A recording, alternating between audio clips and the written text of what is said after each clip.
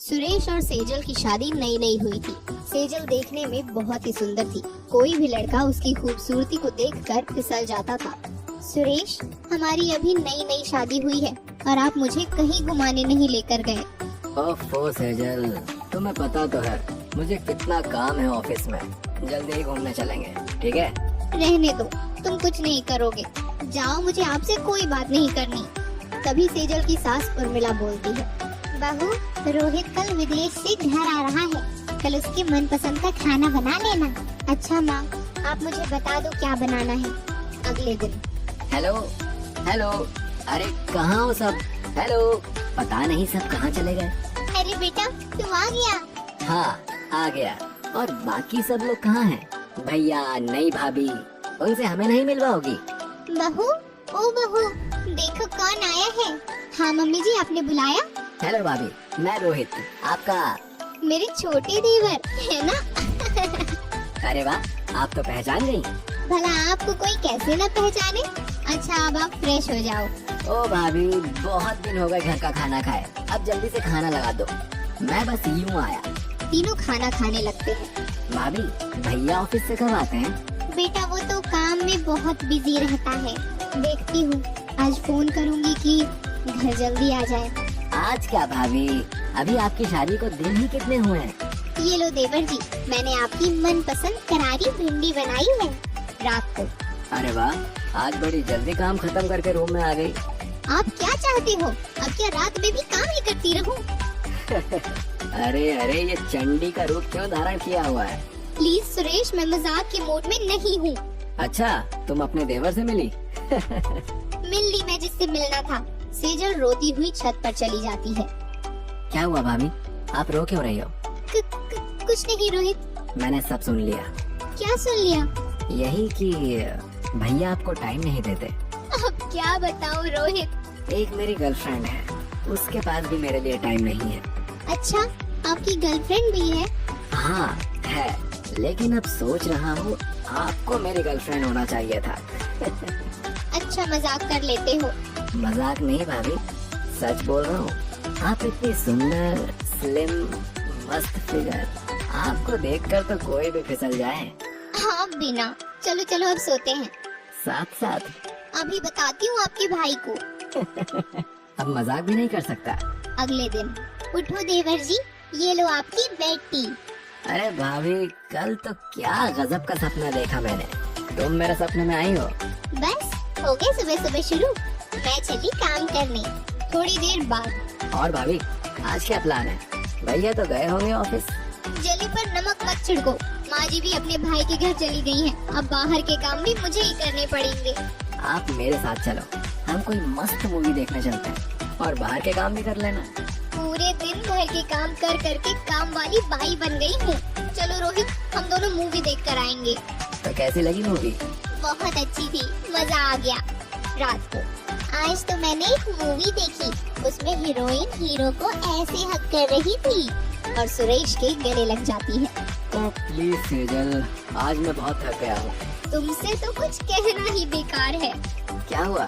मुझे तो अपना जीना ही फालतू लगता है। भाभी, आप प्लीज रोना बंद करो। सेजल भी भावना में बहकर रोहित के गले लगकर रोने लगती है और ऐसे ही धीरे धीरे दोनों के बीच की नजदीकियाँ बढ़ जाती हैं। ऐसे ही एक दिन देर रात को, सेजल, तुम फोन में क्या कर रही हो? सोई नहीं अब तक? वो कुछ नहीं, बस सोने जा रही हूँ। अगले दिन, ये लो रोहित, तुम्हारी चाय। ये बताओ, कल चैटिंग करते करते कहाँ चली गई थी? अरे रात को तुम्हारे भैया जाग गए थे तो उन्हीं के डर से फोन रखकर सो गई। ये भैया भी ना देवर भाभी को प्यार ही नहीं करने देते। हटो रोहित, अभी मुझे बहुत से काम करने हैं। ठीक है, तुम काम कर लो, फिर दोनों घूमने चलेंगे। ओ रोहित, तुम मेरा कितना ख्याल रखते हो। आप पर तो मैं अपनी जान भी लुटा दूं। फिर उस दिन दोनों पूरा दिन खूब घूमते हैं और शाम को, सेजल, तुम हमेशा मुझसे शिकायत करती थी ना कि मैं तुम्हें कहीं घुमाने नहीं लेकर जाता। मुझे ऑफिस के काम से 10 दिन के लिए नैनीताल जाना है, तो तुम भी चलना। काम का काम और घूमने का घूमना हो जाएगा। अच्छा ठीक है। सेजल सुरेश के सोने के बाद रोहित के पास जाती है। तुम यहाँ अपने फोन में लगी हो और यहाँ आपके भैया मुझे पता नहीं कहाँ घुमाने ले जा रहे हैं।